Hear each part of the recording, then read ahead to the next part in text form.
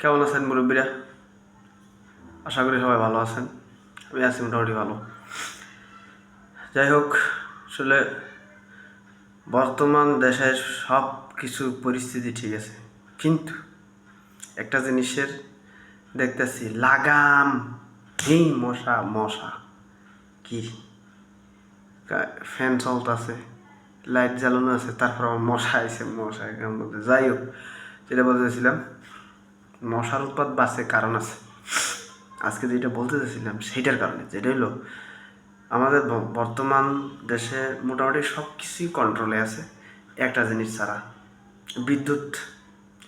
বিদ্যুৎ ভাই, মানে এই দেখবেন